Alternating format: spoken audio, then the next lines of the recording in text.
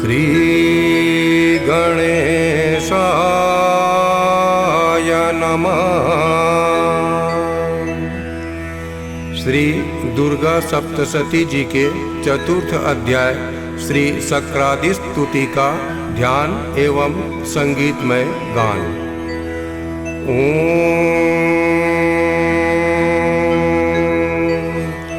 कालाभ्राभं कटाक्षैररिकुलभयदां मौलिबद्धेन्दुरेखां शङ्खं चक्रं कृपाणं त्रिशिखमपि करैरुद्वहन्तीं त्रिनेत्रां सिंहस्कन्धाधिरूढां त्रिभुवनमखिलं तेजसा पूरयन्तीं ध्यायेत् दुर्गां जयाख्यां त्रिदश परिवृतां सेवितां सिद्धिकामयीं।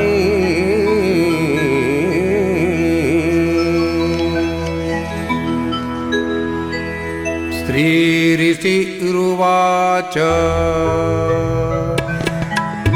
शक्रादय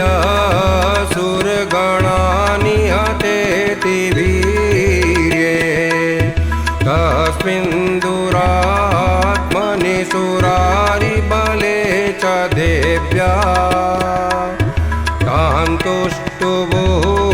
प्रणतिनम्रशिरोधरांसा वाग्विप्रस्थपुलकोद्गमचारुदेहा देव्यायया ततमिदं जगदात्मशक्त्या निःशेषदेवगणशक्तिसमूहमुख्या तामम्बिकामखिल देवमहर्षिपूज्यां भक्त्या नतास्मविदधातु शुभानि सानः यस्या प्रभावमतुलं भगवानन्तो ब्रह्मारश्चन इव वक्तुमलं बलं च सा चण्डिकाखिल जगत्परिपालनाय नाशाय च शुभभयस्य मतिं करोतु या स्त्री स्वयं सुकृतिनां भवने स्म लक्ष्मीः पापात्मनां कृतधियां हृदयेषु बुद्धिः श्रद्धा सतां कुलजन प्रभवस्य लज्जा तान् त्वां नतास्म परिपालय देवि विश्वम् किं वर्णयाम तव रूपमचिन्त्य मेतत् किं चातिवीर्यमसुरक्षयकारि भूरि किं चावेषु चरितानि तवाद्भुतानि सर्वेषु देव्यसुरदेवगणादिकेषु हेतु समस्तजगतां त्रिगुणापि दोषैर्न ज्ञायसे हरिहरादिभिरप्यपारा सर्वत्रयाखिलमिदं जगदंशभूत व्याकृता हि परमा प्रकृतिस्त्वमाद्या यस्या समस्तसुरता समुदीरणेन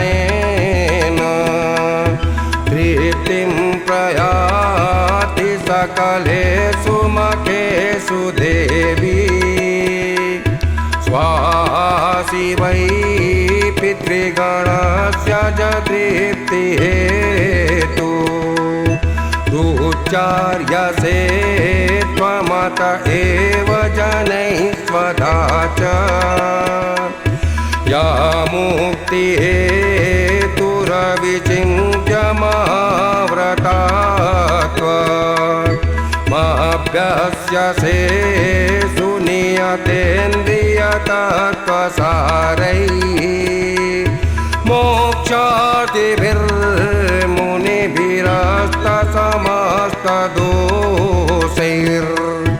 मोक्षादिभिर्मुनिभिरस्तसमस्तदोषैर्विद्यासि सा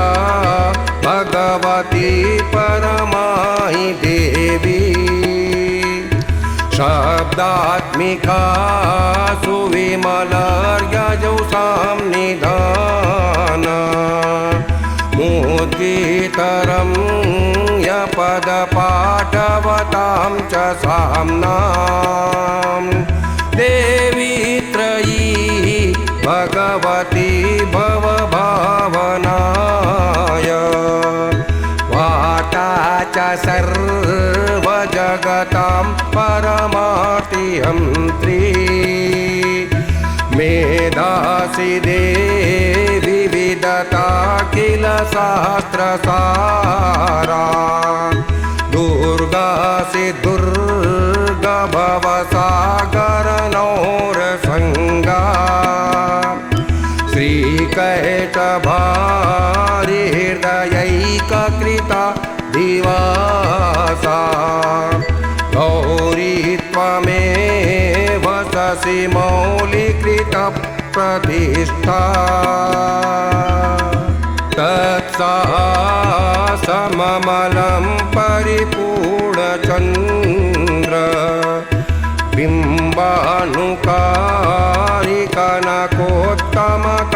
बिम्बानुकारिकनकोत्तमकान्तिकान्तम् अत्यद्भुतं प्रहितमात्करुषा तथापि वक्तं विलोक्य सहसा महिषासुरेण दृष्ट्वा तु देवी कुपितं भ्रिकुटिकराल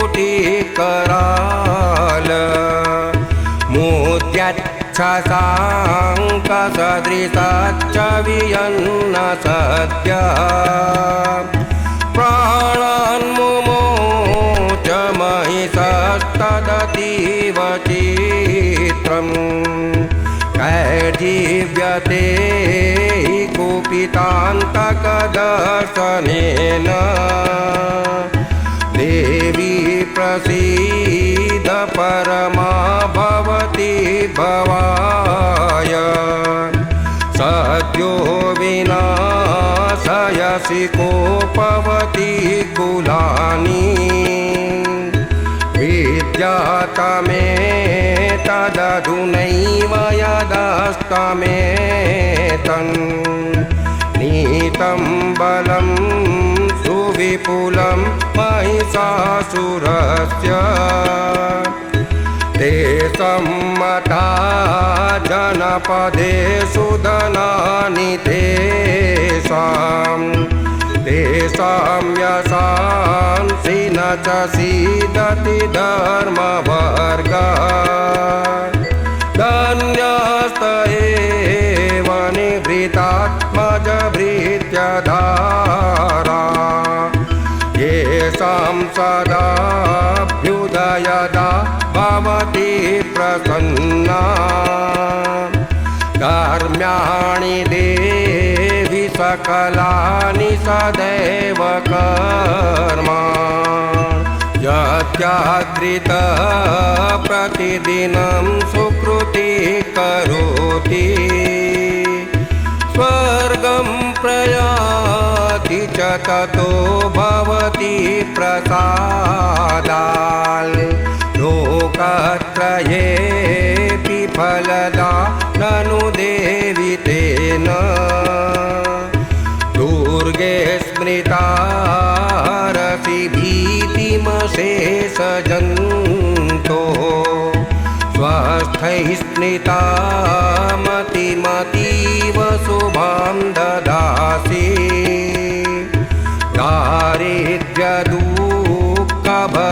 दारिद्र्यदुःखभयहारिणिका त्वदन्या सर्वोपकारकरणाय सदार्द्रचित्ता हे विरहदैर्जगतु पैति सुखं तथैते कुर्वन्तु नाम नरकाय चिराय पापम् सङ्ग्राममृत्युमधिगम्य दिवं प्रयान्तु मात्रेति नूनमहितान् विनिहंसि देवी दृष्ट्वैव किं न भवति प्रकरोति भस्म सर्वासुरा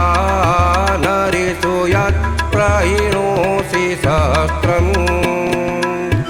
लोकान् प्रयान्तु रिपवोऽपि सहस्रपूता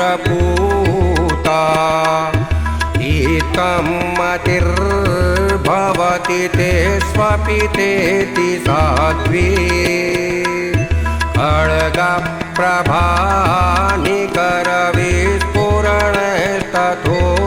खड्गप्रभानिकरविस्फुरणस्तथोग्रैः शूलाग्रकान्तिनिवहेन दृशो सुराणां यन्नागता विलयमन्सुमदिन्दुखण्ड योग्याननं तव विलोकयतां तदेतत्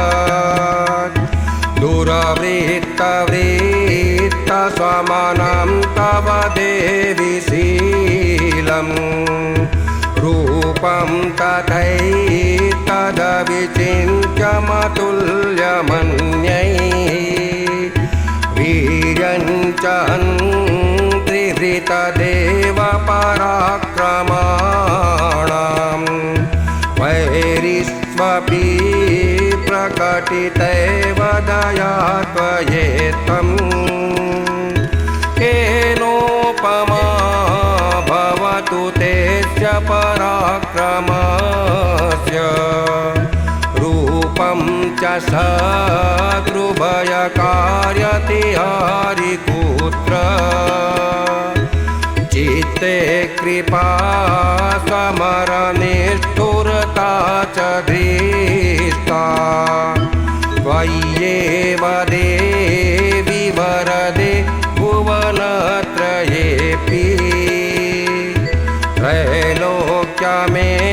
त्रैलोक्यमेतदखिलं रिपुनाशनेन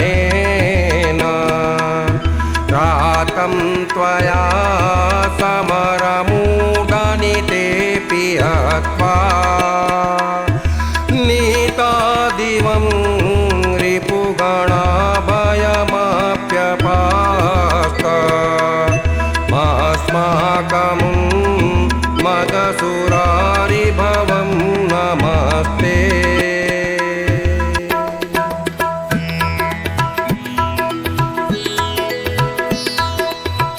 शूलेन पाहि नो देवी पाहि खड्गेन चाम्बिके घण्टास्वनेन पाहि चापजानि स्वनेन च प्राच्यां रक्ष प्रतीच्यां च चण्डिके रक्ष दक्षिणे ब्राह्मणेनात्मशूलस्य उत्तरस्यां तथेश्वरी उत्तरस्यां तथेश्वरी सौम्यानि यानि रूपाणि त्रैलोक्ये विचरन्ति ते यानि चात्यर्थघोराणि तै राक्षसस्तथा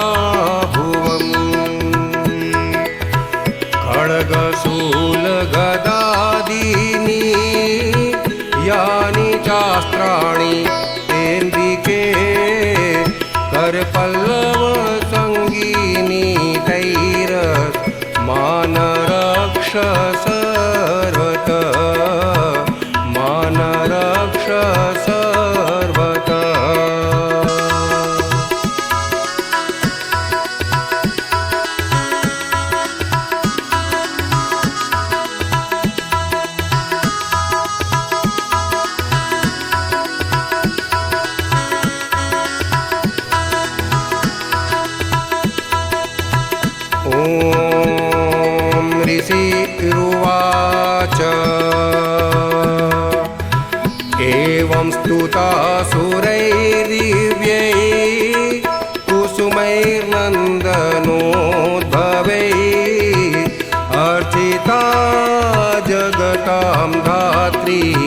तथा गन्धानुलेपनैः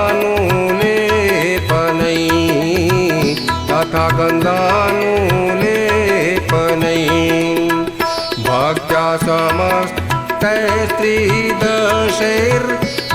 समस्तैस्त्रिदशैर्दिव्यैर्धूपैस्तु तूपिता प्राप्रसाद सुमुखी समस्तान् प्रणतान् सुरान् देव्युवाच व्रियतां त्रिदशा सर्वे यदस्मत्तोऽभिवाञ्छितं व्रियतां त्रिदशा सर्वे यदस्मत्तोऽभिवाञ्छितं देवा ऊचु भगवत्या कृतं सर्वं न किञ्चिदवशिष्यते भगवत्या कृतं सर्वं न किञ्चिदवशिष्यते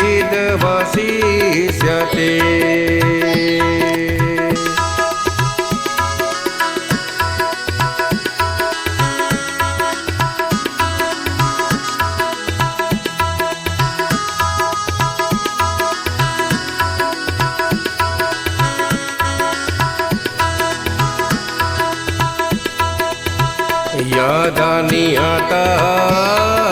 शत्रुरस्माकं महिषासुरः यदि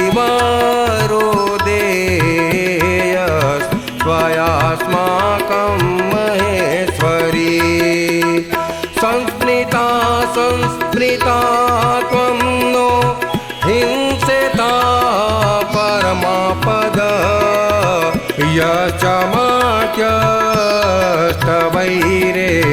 भीष्मस्तोऽस्यत्यमलानने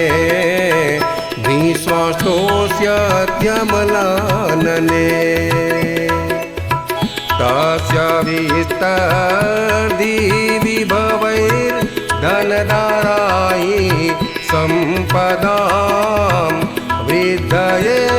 स्मत्प्रसन्नात्वं भवेथा सर्वदाम्बिके भवेथा सर्वदाम्बिके ऋषिरुवाच इति प्रसादिता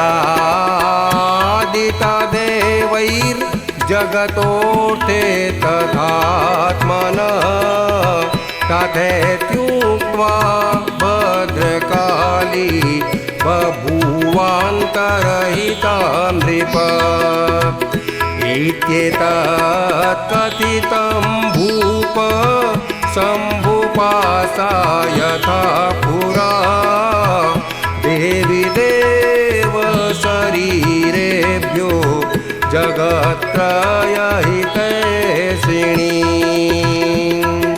पुनश्च गौरी देहासा समुद्भूता यथाद्भवत् वधाय दुष्टदैत्यानां तथा शुम्भनिशुम्भयो